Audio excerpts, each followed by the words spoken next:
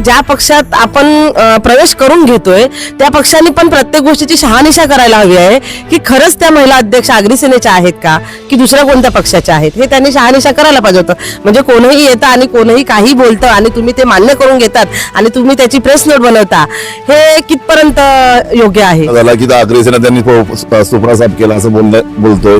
आगरी सेना म्हणजे काय, ती कैलास काकाने करून दाखवलेली ही संघटना आहे आणि संघटना कधी फुटत नाही, ती वाढत जात असतात. शिवसेनेचे 2 तुकडे गेलेले आहेत, राष्ट्रवादी 2 तुकडे गेले आहेत, ते पक्षाचे तुकडे झाले, संघटनेचे कधी तुकडे होत नाही. म्हणजे रस्त्यावरचे जे कार्यकर्ते होते ना त्यांना पद दिली, त्यांना पदाधिकारी बनवलं आणि त्यांना ओळख दिली, पद प्रतिष्ठा सगळंच दिलं. जसं आम्हाला दिलं तसं त्याला पण दिलं.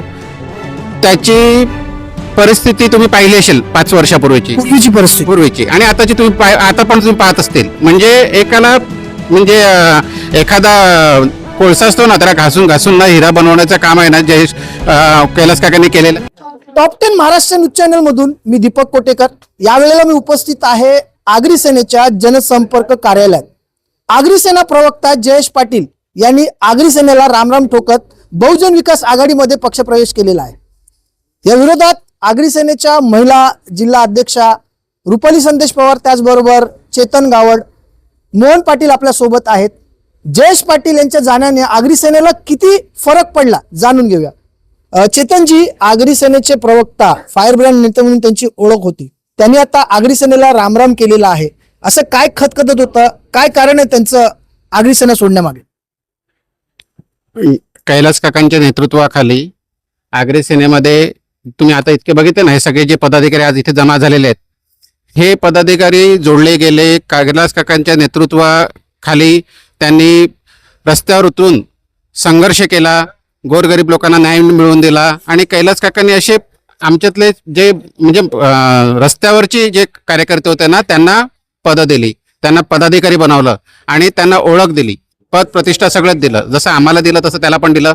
आणि हे सगळं म्हणजे त्याची परिस्थिती तुम्ही पाहिली असेल 5 वर्षापूर्वीची, पूर्वीची आणि आताची तुम्ही आता पण तुम्ही पाहत असतील. म्हणजे एकाला म्हणजे एखादा कोळसा असतो ना, त्याला घासून घासून ना हिरा बनवण्याचं काम आहे ना जयेश कैलास काकांनी केलेलं आहे आणि आमच्यासारखे असे शेकडो तरुण त्यांनी घडवलेले आहेत. आमच्यातला एखादा गेला म्हणून इतक्या आनंदाने जर समोरचा म्हणजे शिटी पक्ष जल्लोष करतोय आणि त्याच्या म्हणजे स्वागतासाठी पायगाड्या घातल्या जातात आणि इतके सगळे त्यांचे पदाधिकारी गोळा होतात, त्याच्यामुळे आम्हाला आमच्या कर्तृत्वावर म्हणजे इतका आनंद झालाय ना त्याच्या ह्या गोष्टीने की किती किंमत आहे आमची मार्केटमध्ये.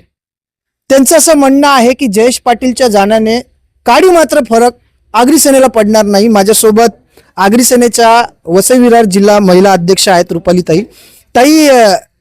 एक अशी पण प्रेस नोट निघालेली आहे की महिला अध्यक्षांनी आगरी सेना सोडले. कोण आहे महिला अध्यक्ष? मी आता तेव्हा पण तुम्हाला बोलली की महिला अध्यक्ष कोण आहे ही मला माहित नाहीये. मी हेच सांगते की ज्या पक्षात आपण प्रवेश करून घेतोय त्या पक्षांनी पण प्रत्येक गोष्टीची शहानिशा करायला हवी आहे की खरंच त्या महिला अध्यक्ष आगरी सेनेच्या आहेत का की दुसऱ्या कोणत्या पक्षाच्या आहेत, हे त्यांनी शहानिशा करायला पाहिजे होतं.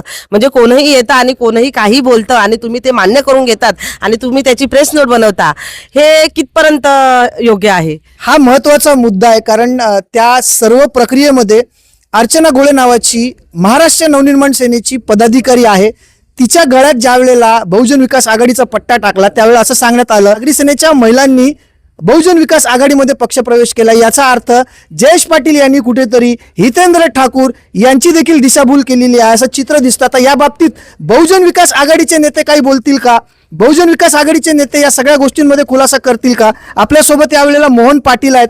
मोहन पाटील गेल्या अनेक वर्षांपासून आगरी सेनेमध्ये काम करतायत. शिवसेना उद्धव बाळासाहेब ठाकरे पक्षाचे ते एक चांगले निष्ठावंत कार्यकर्ते देखील आहेत. ज्या वेळेला शिवसेना फुटली त्यावेळेला मोहन पाटील त्या शिवसेनेतच राहिले. त्याचप्रमाणे ते समाजाचं देखील काम करतात. म्हणजे प्रामाणिकता काय असते, निष्ठावंत काय असते, ही मोहन पाटील यांच्याकडनं शिकली पाहिजे. मोहनजी, आगरी सेनेला रामराम ठोकत जयेश पाटील यांनी आता बहुजन विकास आघाडीमध्ये प्रवेश केलेला आहे.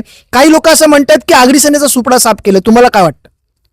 ज्यांना वाटते त्यांना समजायला पाहिजे आगरी सेना या ताकदीने आता पुन्हा इथे उभी राहिलेली आहे आणि एक जाण्याने काही होत नाही.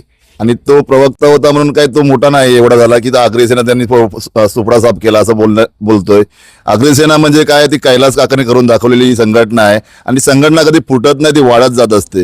हे का पक्ष नाही त्याचे दोन तुकडे, आता जसे की बहुजनवालेमध्ये गेला तर त्याला वाटलं की आमचा सुपडा साफ झाला. आता शिवसेनेचे दोन तुकडे गेलेले आहेत, राष्ट्राचे दोन तुकडे गेले आहेत, ते पक्षाचे तुकडे झाले. संघटनेचे कधी तुकडे होत नाही, संघटना वाढत जाते आणि ती वाढवायचं काम कैलास काका पाटील यांच्या माध्यमातून आम्ही वाढवत राहणार. खरं आहे, संघटना कधीच संपत नाही. एकाच्या जाण्याने संघटनेला काहीच फरक पडत नाही. आगरी सेनेचा प्रवास जो जयेश पाटलांचा होता असं म्हटलं जातं की कैलास पाटील यांचे खंदे समर्थक म्हणून त्यांची ओळख होती. ज्या वेळेला ते आगरी सेनेत आले होते तेव्हा त्यांच्याकडे काहीच नव्हता, परंतु याच जयेश पाटीलकडे आज गाडी, घोडा आणि राहतं घर देखील आहे. कुठेतरी आगरी सेनेची जयेश पाटील दिशाभूल करत होते का? सूत्रांकडनं मिळालेल्या माहितीनुसार 1.5 वर्षापासून जयेश पाटील नाराज होते, हे देखील खरं आहे. परंतु आपल्या मुलाप्रमाणे मांडणारे कैलास पाटील यांना ही गोष्ट लक्षात आली नाही. अखेरीस 3 महिन्यापूर्वी जी काही निवडणूक झाली त्या निवडणुकीमध्ये जयेश पाटील यांनी बहुजन विकास आघाडीला छुपी मदत केली. हे देखील सर्व हितेंद्र ठाकूर यांनी रंगमंचावरती, खुल्या रंगमंचावरती सांगितलेलं आहे. परंतु हितेंद्र ठाकूरांना ही गोष्ट लक्षात आली नाही की जयेश पाटील हितेंद्र ठाकूर यांची देखील दिशाभूल करतायत. कारण त्याच मंचावरती उभ्या असणारा अर्चना गोळे या महाराष्ट्र नवनिर्माण सेना या पक्षाच्या पदाधिकारी होत्या. काल मी अर्चना गोळे यांना फोन केला होता व्हॉट्सअपच्या माध्यमातून, फेसबुकच्या माध्यमातून. त्यांनी असं सांगितलं की मनसेमध्ये मी 14 वर्ष कार्यरत होती.